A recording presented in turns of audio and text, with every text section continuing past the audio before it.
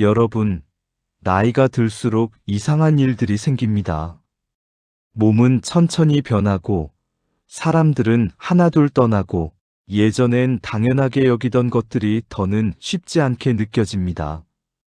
분명 60년, 70년을 살아오며, 우린 수없이 많은 문제를 해결했고, 가족을 위해 헌신했고, 수많은 고락을 겪으며 단단해졌습니다. 그런데도 마음 한구석엔 설명하기 어려운 허전함, 어떤 날엔 이유도 모를 불안이 조용히 찾아오곤 합니다. 이만큼 살았으면 마음이 좀 편해질 만도 한데, 왜 아직도 이렇게 불안하고 힘들고 허무할까? 사실 이 질문은 아주 오래전 19세기의 철학자 쇼펜하우어가 이미 깊게 고민했던 문제이기도 합니다. 그는 이렇게 말했습니다. 삶은 고통이다. 도발적인 말처럼 들리지만 오늘 우리는 이 문장을 절망이 아닌 이해의 관점에서 바라보려고 합니다. 그의 생각을 천천히 들여다보면 지금 우리의 불안과 허무, 기대와 실망의 이유가 놀랍도록 명확해집니다. 오늘의 영상은 그 고통을 어떻게 이해하고 어떻게 덜어내며 어떻게 지혜롭게 살아갈 수 있는지를 함께 생각해 보려 합니다. 쇼펜하우어가 본 삶의 본질. 쇼펜하우어가 말한 삶은 고통이라는 문장은 모든 것이 절망이다라는 뜻이 아닙니다. 그가 말한 고통은 우리를 끊임없이 움직이게 하는 마음의 힘, 즉 의지에서 비롯됩니다. 의지는 어려운 개념처럼 보이지만 사실 아주 간단합니다. 가만히 있지 못하게 만드는 내 마음속의 힘. 예를 들어볼까요? 갈증이 나면 물을 찾고, 배가 고프면 음식을 찾고, 적막하면 누군가를 찾고, 불안하면 계획을 세웁니다. 내 마음속에서 이렇게 해야 해. 저건 부족해. 저 사람은 왜 저럴까? 더 잘해야 해. 이런 요구가 끊임없이 올라옵니다. 그리고 욕구가 채워지면 잠시 편안하지만 곧 새로운 욕구가 생깁니다. 그래서 쇼펜하우어는 말했습니다. 인간은 욕망하고 그러므로 고통한다.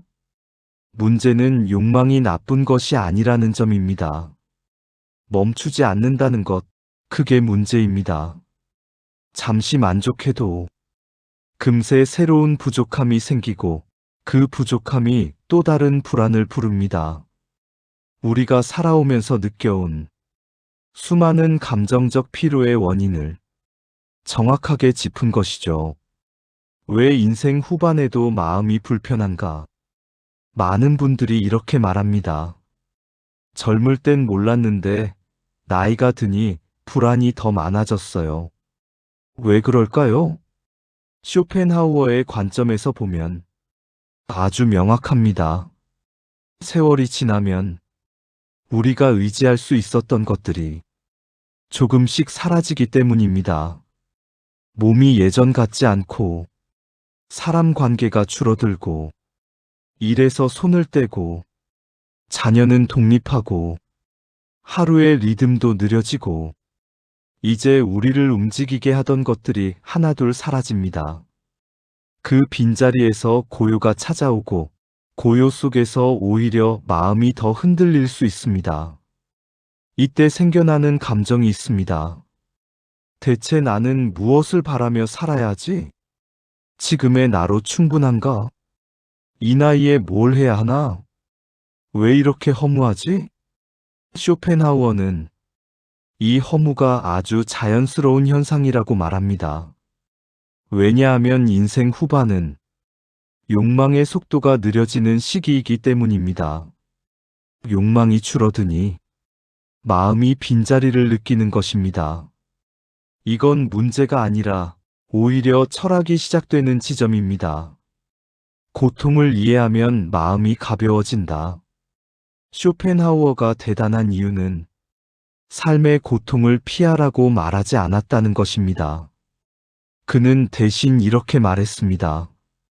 고통은 삶의 일부라는 사실을 이해할 때 마음의 평온이 찾아온다. 기대가 너무 크면 실망도 큽니다. 욕망이 너무 많으면 불안도 커집니다.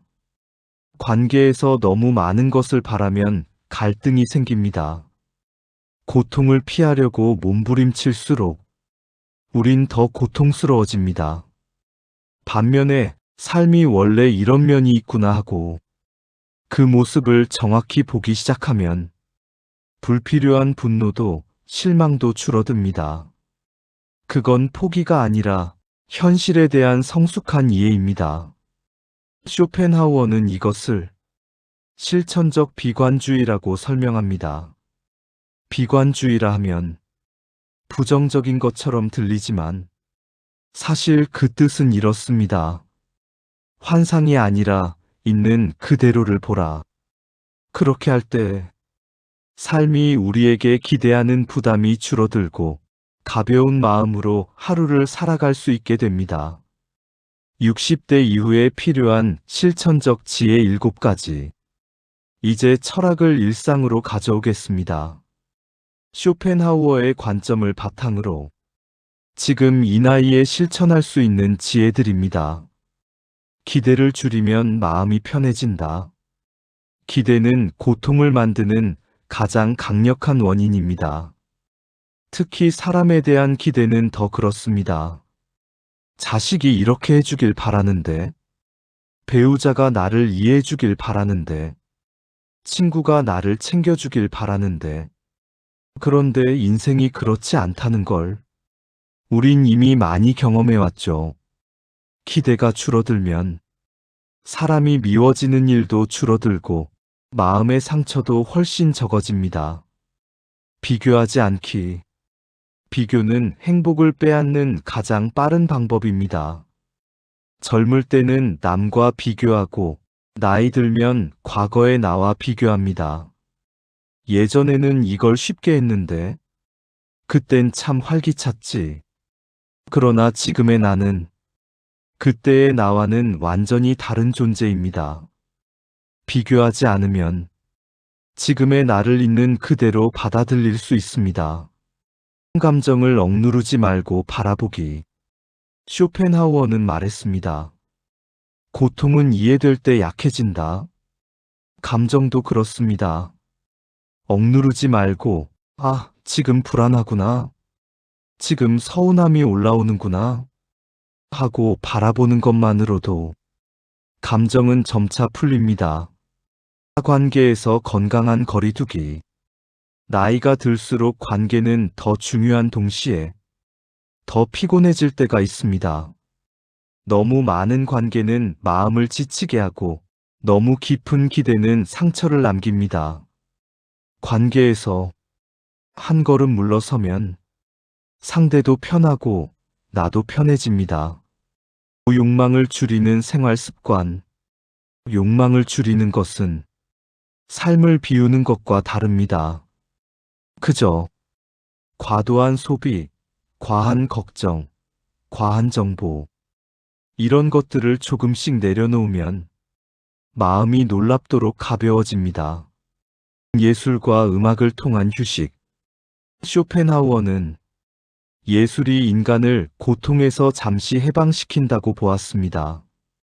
그는 음악을 특히 사랑했는데 음악은 의지의 소리를 잠시 끄고 우리 마음을 고요하게 만들어줍니다. 나이가 들수록 예술의 가치는 커집니다. 그것은 단순한 취미를 넘어 마음을 쉬게 하는 쉼터입니다. 지금 이 순간에 머무르는 연습, 걷기, 호흡, 천천히 차를 마시는 시간. 이 모든 것은 마음을 지금 이곳에 데려옵니다. 과거의 후회와 미래의 불안은 모두 지금에서 벗어나 있을 때 옵니다.